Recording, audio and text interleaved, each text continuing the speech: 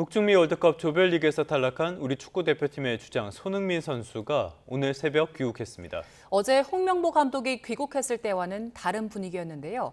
취재기자 연결해서 자세히 알아봅니다. 이대건 기자, 오늘 공항 분위기 어땠습니까? 네, 말씀하신 것처럼 어제와는 확실히 달랐습니다. 주장 손흥민은 홍명보 감독보다 정확하게 하루 늦게 인천공항을 통해 들어왔습니다.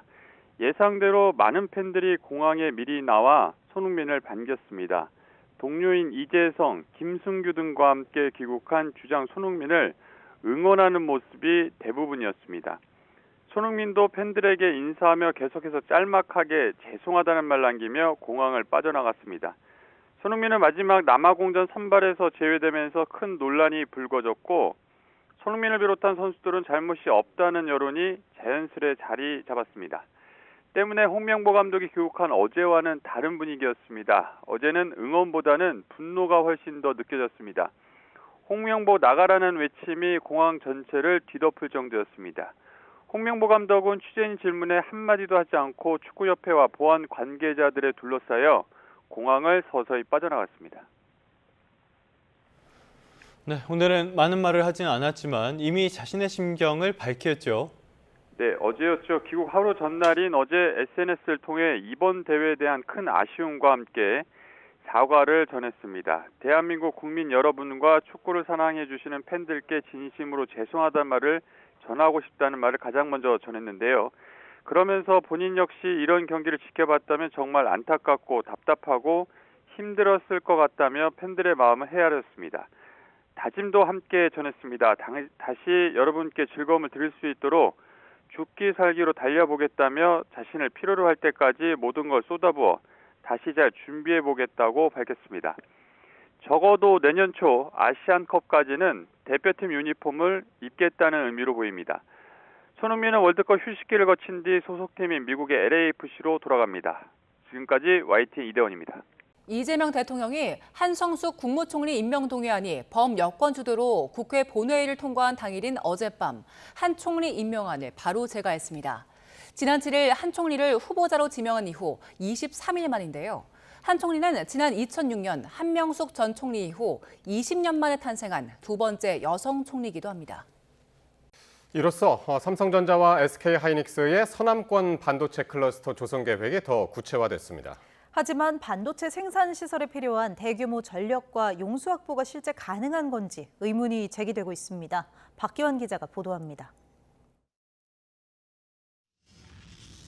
서남권 반도체 클러스터 조성 계획의 핵심은 속도입니다.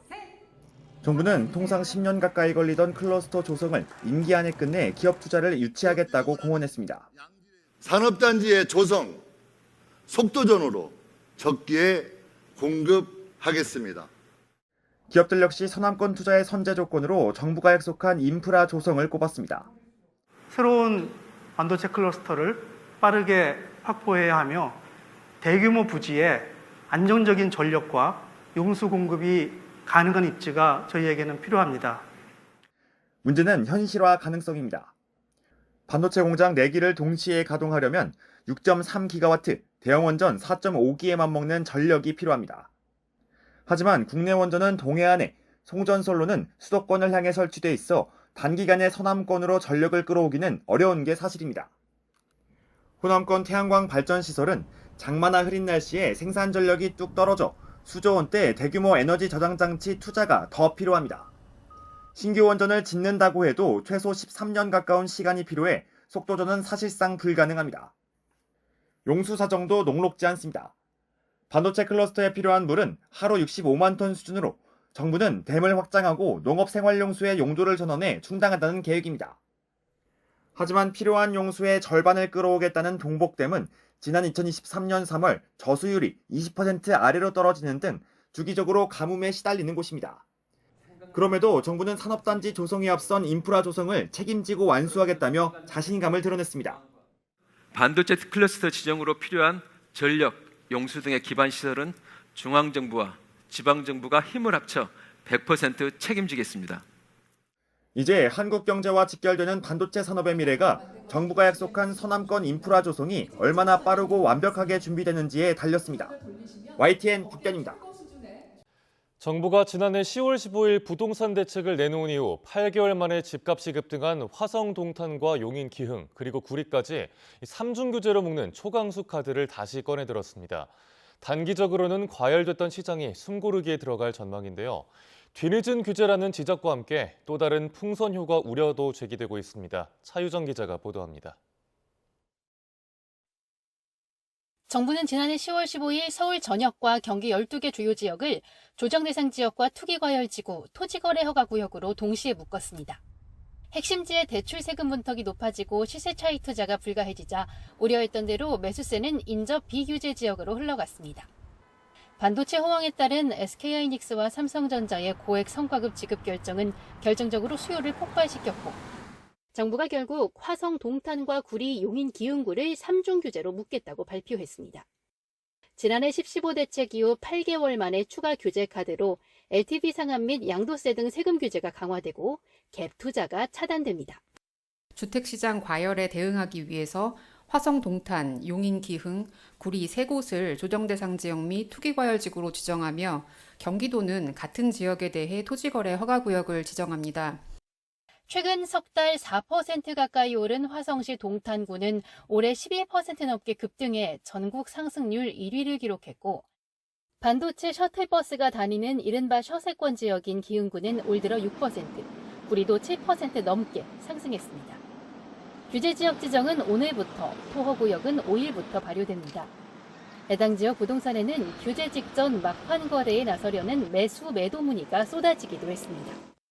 오늘 당장 계약하겠다는 그런 문의는 공동중개 의뢰 문의는 굉장히 많은데요. 매칭할 수 있는 매물이 없어요. 규제가 시행되면 당장 시장은 숨고르기에 들어갈 전망입니다. 대출 문턱이 높아지고 각종 세금 부담도 커지기 때문에 일단 매수세는 주춤할 것으로 예상이 되고요. 하지만 동탄 기흥은 대기업 종사자들의 실수요 여력이 강하고 구리도 서울 접근성을 바탕으로 실수요가 유지되는 만큼 거래 위축이 당장 집값 하락으로 이어질 가능성은 적어 보입니다. 규제가 된다 할지라도 사실 여기 엄청난 앞으로 현금이 많이 들어오잖아요. 그 현금의 매수세가 충분히 규제 지역을 다 커버할 수 있을 것 같다 그렇게 생각이 듭니다. 이미 동탄 등은 집값 급등에 따른 피로감이 높아진 가운데 추가 규제가 다소 뒤늦었다는 지적도 나옵니다. 정부가 우려됐던 풍선 효과를 규제로 다시 틀어막으며 진화에 나섰지만 다음 풍선이 또 다른 인접지로 옮겨갈 가능성도 제기되는 상황. 결국 장기적인 시장 안정을 위해선 신뢰할 만한 공급 로드맵과 일관된 정책 신호가 병행돼야 합니다. YTN 차유정입니다.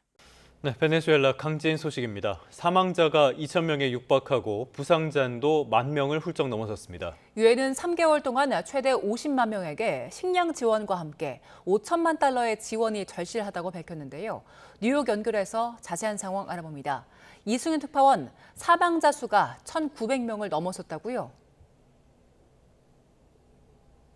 네, 그렇습니다. 호르헤 로드리게스 베네수엘라 국회의장은 연설에서 연쇄 강진으로 현재까지 공식 확인된 사망자가 1,943명, 부상자 규모는 1,571명이라고 발표했습니다. 제니퍼 모레노 카니살레스 카라카스 주재 유엔 인도주의 업무 조정국 대변인은 사망자 수치가 시신이 수습된 사망자를 기반으로 집계한 것으로 희생자 규모가 계속 늘어날 것이라고 말했습니다. 비공식 집계에서 실종자 수는 8만 명을 훌쩍 넘어섰습니다. 설상가상으로 열대성 저기압이 몰고 온 호우까지 내리면서 수색 지연은 물론 2차 붕괴와 산사태까지 우려되는 상황입니다. 현지 주민의 이야기를 직접 들어보시죠. Ahorita anoche, el día de ayer, llovió duro, tronaba y uno lo que primero decía, Dios mío, Señor, que no siga lloviendo, era por el temblor. 네, 유엔이 베네수엘라 강진 사태가 이제 인도주의적인 대응 단계로 전환되고 있다고 강조를 했는데요. 그러니까 국제 지원을 강력하게 촉구를 한 거죠. 네, 그렇습니다. 세계 식량 계획 WFP의 스테파니 호흐슈테터 베네수엘라 사무소장은 화상 브리핑을 통해 현지의 수색, 구조 활동이 이젠 전면적인 인도주의 대응 단계로 전환하고 있다고 소개했습니다. WFP는 베네수엘라에 앞으로 2달간 10,000가구를 지원할 수 있는 식량 3,000톤을 확보하고 있으며 필요할 경우 콜롬비아에 비축된 구호 물자도 신속히 전환 배치할 수 있다고 설명했습니다. 그러면서 다른 강진에서 배운 교훈은 언론의 관심이 사라져도 피해 주민들의 필요는 사라지지 않는다는 점이라고 강조했습니다. 긴급 구호가 진행되고 있지만 장기적인 지원도 필요하다며 식량과 안전한 식수, 주거시설, 필수 서비스에 대한 국제사회의 지원이 지금 당장 절실하다고 역설했습니다. 직접 들어보시죠. Our initial appeal is of $50 million to provide life-saving food assistance up to 500,000 people over the next 3 months, along with critical logistics and emergency communication support. 국제 구호를 받을 그 통로인 카베요항과 라구아이라항은 다행히도 정상적으로 운영되고 있습니다. 주 베네수엘라 한국 대사관과 현지 한인들은 주민들에게 구호품을 전달했고 한국 정부는 인도적 지원과 구호대 파견을 검토하고 있습니다. 사랑의 열매는 $1,000,000 긴급 지원을 결정했고 한국 천주교 공식 해외 원조 기구인 한국 카리타스 인터내셔널은 긴급 구호 기금 $100,000,000를 지원하기로 했습니다. 현지에 비가 내리고 있습니다. 하지만 이재민을 수용할 공간이 없다 보니 주민들은 골프장이나 축구 경기장에 마련된 임시 대피소에 모여서 이 수인성 전염병 등에 취약한 상황입니다. 베네수엘라의 백신 보급 상황이 열악하다 보니 황열병과 댕기열 환자가 늘어날 것이란 우려도 커지고 있습니다. 지금까지 뉴욕에서 YTN 이승윤입니다. 네, 끝으로 출근길 날씨 살펴보겠습니다. YTN 야외 스튜디오 연결합니다. 원희다 캐스터. 네, 원희다입니다. 네, 제주와 남부 그리고 중부에도 장마 시작이 됐다고요. 네, 그렇습니다. 어제 제주에서 시작된 올여름 첫 장맛비가 남부로 확대된 가운데 비구름이 충청권 남부까지 올라오면서 중부지방도 공식적으로 장마가 시작됐다고 조금 전 기상청이 밝혔습니다. 다만 오늘 서울 등 중북부 지방은 하늘빛이 흐리기만 하겠고 낮더위가 계속되겠습니다. 현재 남부에는 호우특보가 내려진 곳이 있다고요? 네, 전남 해안과 제주도입니다. 특히 제주 산간에는 호우 경보가 내려진 가운데 시간당 40mm 안팎의 매우 강한 비가 집중되고 있어 주의가 필요합니다. 그럼 자세한 레이더 화면부터 살펴보도록 하겠습니다. 정체전선이 북상하면서 현재 충청 이남을 중심으로 비가 내리고 있습니다. 오늘 오전까지 전남 해안과 제주도를 중심으로 국지성 호우가 집중될 것으로 보이는데요.